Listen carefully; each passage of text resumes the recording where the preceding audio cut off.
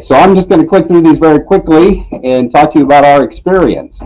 So the experience we had really is based on where we're at. We're in a small town outside of Indianapolis, Indiana. So for those of you that have ever been to this part of the country, it is indeed where the Indy 500 is. And Adrien, can you see my slide that has the IndyCar on it? Yes, I can. Okay, yep. Wonderful. So that is where we are at. We are not in a major metropolitan area. We are in a small town right outside of Indianapolis. And we are not a huge organization. We bill out about $1 million a day. That actually equates to $150 million in the door at the end of the year, just the way the American healthcare system works. So it is important to remember, though, that we bill out $1 million a day for the services that we provide. So I want to set the incident up for you because it is a very, very interesting thing that we went through. And it is very odd, I would say, because we thought we were fairly well prepared. In fact, we would have been what you'd call a most wired hospital here in America. And again, I just tried to share this in a different way. Adrien, can you still see it okay? Yeah, I can see that okay, yeah. Okay. And we had a comprehensive privacy program. Our board was on board with it. Our executive team was on board. And we had all kinds of things done. We penetrated, tested our network every year.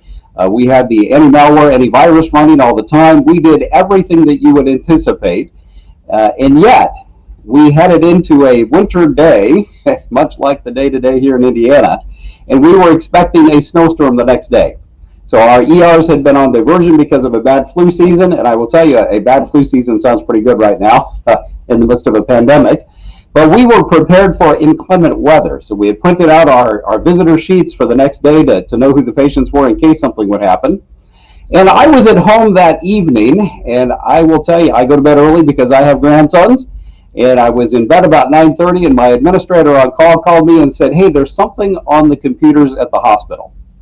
And I said, "Well, what are we talking about?" And he said, "Well, there's these messages that are beginning to pop up. And they're saying that our system has been encrypted, and we have a week to pay a ransom or they're going to delete everything." And it was very, very interesting for us because, as you can imagine, as I was driving in that night, all sorts of horrific things were coming into my mind. And I'm going to try to turn this off. Do you see this box right here, Adrien? Yes, I can see it, yeah. There we go. We'll try that. Maybe I'll try that. This is very, very interesting for me here. Yeah, we see the pop-up caption in subtitles if you're able to take it. Yeah, I'm not exactly sure what that is. And I do apologize. Okay, here we go. No worries, no worries. So, I got to work that night, and I walked into my office, and this was what we saw on the screens of my very own computer. In fact, we've blinded this out or blurred it out so that you cannot read it, and you cannot accidentally go to this site. But on my own computer, all of the icons for my files had been turned into one of two messages, either "sorry for files" or "we apologize." And there was a moment when I looked at that and I thought, well, maybe they're not so bad because they apologized. They said they're sorry. And then I remembered that our entire network had been encrypted. So as we went into this, there were three guiding principles, and I will tell you, it's not like we sat down and said, what should our guiding principles be? These are always the ones that we have. But in this particular instance, patient safety was key. And secondly, security of our information. And then thirdly, how quickly could we get back to a time of restoration? And that this was very important for us to get back because, again, I said we bill out about $1 million a day, so it doesn't take too many days for the money to really add up. So we had about 5 response steps that I'm going to quickly go through that we considered. And the first one was activating our disaster response plan. So I can tell you that when the virus got in, it actually infected every computer we had, or it was on its way to doing that. So the first thing we said is, let's just turn off all the computers. Let's shut the network down and let's just start from there. I will tell you in hindsight that a virus is not unlike a virus that you would catch in your body, and that if you turn everything off, you don't have access to the live virus anymore. So one of the lessons learned that I will share with you is that you don't want to turn every single computer off because you want to get the live virus. But we turned everything off. We posted signs to all of our staff and said, hey, don't turn anything on yet because we don't know what it is. And then we began to notify everyone what had happened. And of course, I thought I need to tell my board, so I went to the one place where I keep all of my contact information, which is on my computer. And of course, it was encrypted. And we began to understand that we had access to other systems. So for example, we have a board portal, and I had all of my board's information in it. It wasn't resident on our network, so we still had access. We had access to a secure messaging platform called Diagnose, so that was not resident on our system either. We had a messaging system to our employees called Live Process. So it's important to remember that you actually have access to things that you don't realize, even when your system is entirely down. And then, of course, we went into our downtime procedures. The first thing that I would tell you is that we made sure that nothing that was touching a patient was actually impacted, and it was not, because I had these visions driving in that night that perhaps the virus had gotten onto the IV pumps or the ventilators, and that did not happen. But I can tell you I have fears about that in the future, because as we become ever more connected to the internet, I think that patient-facing equipment will be at risk. I will also say that we moved on to paper. And another lesson learned here in America is that none of my young nurses had ever worked on paper before to do charting for patients.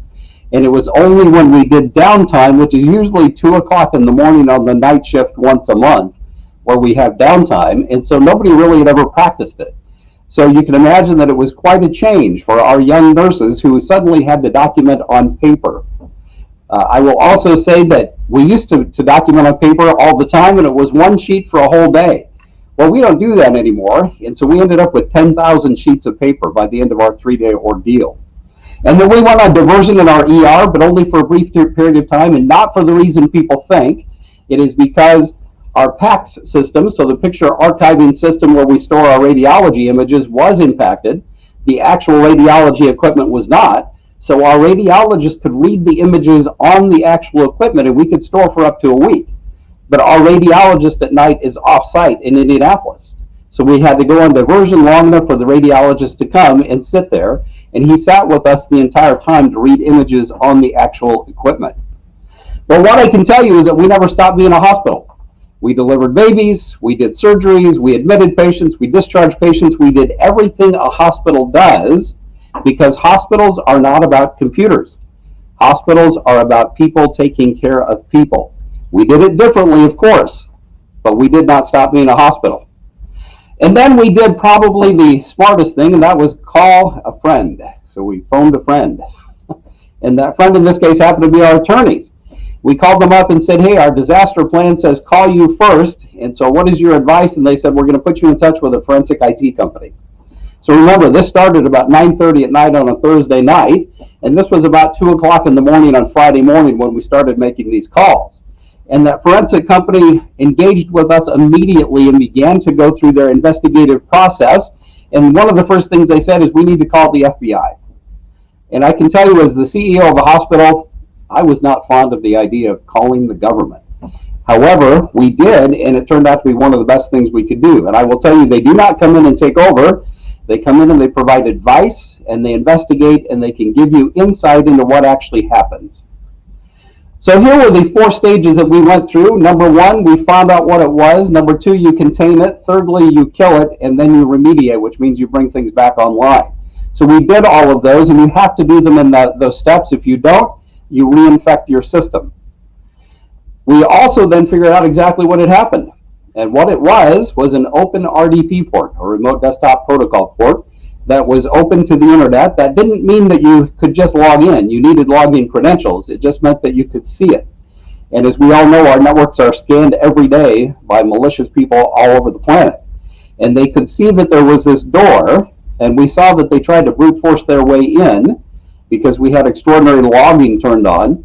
We also found that they could not get in through their brute force means, like you see in the movies where they have a million combinations of passwords and login IDs. And they stopped, and then at some point later they started again, but they actually just logged in with a valid login ID and a password that belonged to one of our vendors. And we learned later that this particular vendor had not been practicing password hygiene, and had used that same password in multiple other hospitals. So they logged right in, and we found later that they had purchased it off of the dark web. So they logged in and they loaded SamSam, which is a ransomware variant. And they loaded it in, and it indeed locked up our system and encrypted everything. So then we're left with a decision. Do we pay the ransom and purchase the decryption keys, or do we just end the whole thing and restore from backup? And so as we were going through this process, this is about Friday afternoon, I can tell you that when you talk to the FBI, they always say don't pay the ransom. And they will always say that. But you can ask them the question and say, if you pay it, what happens? And they will say, it depends on your situation, what you're going to do. And if you pay, you may make yourself a target, you may not get your data back, or the attackers may ask for more money. And we said, how likely is that? And they said, you have to wonder what the intention is. And for these particular attackers, because they had been seen by the FBI before, they knew that it was ransomware. They weren't really interested in taking things off the internet or off the network, but they were interested in money. And this is where it becomes interesting, because it is, in some ways, their business model is dependent on the integrity of the attackers, and I say that with quotes, because if they take your money and do not give you the encryption keys, then the next people will not pay. And if they take your money and ask for more, then the next people are less likely to pay. So it usually works. And so we went through a very intentional discussion on what we should do, and we decided that it was in our best interest, because of the length of time we thought we might be down restoring from backups, and in fact we did not know at that moment whether we had backups or not because of the way the thing had been encrypted, but we decided to pay the ransom. And when you decide that, you have to figure out how to do it, and it's with Bitcoin. I had no idea what Bitcoin were. Still don't have a great idea, except I know they're much, much more expensive now than they were back then. And you have to find it, so we had to go through an entire process Friday afternoon that this happened to get the Bitcoin, and then follow the instructions that they had given us to get the payment to them. And to do that, you need to have very smart people that are willing to take a computer and access the onion router and get to the dark web. And I can tell you that it is a fascinating process to sit in the middle of the night and watch a screen as this entire thing happens. And part of what you need to know is that when you do purchase decryption keys, you don't know exactly what you get. It could be one key for the entire network, or it could be many. And it could take a while to decrypt your network once it has been encrypted, but it is quicker in many cases than restoring from backup. Because I'll tell you, I am a CEO, so I have CEO disease. And what that means is that I am not always right, but I am rarely uncertain. And I had this idea when we had spent millions of dollars on our backup facility that there was some great big red switch up on the wall in IT that if anything bad happened, you went up there and flipped the red switch and it would magically come back. And as many of you know, that is not the case. That's not how it works. And there was no red switch, so no matter what you do, it takes a bit of time. And it did take us a bit of time because we ended up with about 1,200 decryption keys. We had to figure out how to get them into the system. There is, of course, a legal analysis. The only thing I'll share here is that it has everything to do with what you found on your network. So it is not enough to say we have no evidence that anything was taken or compromised or viewed. What you need to have is evidence that it was not. So fortunately, we had extraordinary logging. Another lesson learned, make sure you have logging turned on your networks, because we could prove exactly what happened every step of the way. And we could prove that nothing was exfiltrated, nothing was viewed, nothing was taken. So we were very fortunate because we had that, and that was key in our legal analysis. So I'm not going to go any farther than that. I want to just kind of tell you the resolution. This all started on a Thursday evening. It went through the day on Friday when we accessed the FBI and our attorneys, the forensic IT company.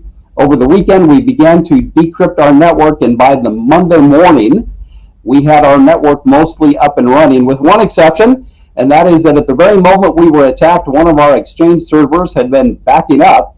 And so when we got everything back up and running, we found we had lost a number of our calendars. And I will say it is a bit freeing to suddenly have nothing on your calendar. I would recommend that sometimes. So that was one benefit from this. The last thing I'll leave you with this is that you always want to expect the unexpected. So midday Friday, I get a call from the local newspaper. And they said, hey, we hear there's something happening with your computers. And we said, well, look, can we talk on Monday? And they said, well, we really want to get this in the paper tonight. So we decided to be very transparent about our journey. So I sat down with the reporters, and they were asking all kinds of questions. And at one point they said, wow, this sounds just like Grey's Anatomy. If you ever watched that television show? And I said, look, I don't watch hospitals on TV because I work on one. And they said, but it sounds just like the last episode of Grey's Anatomy.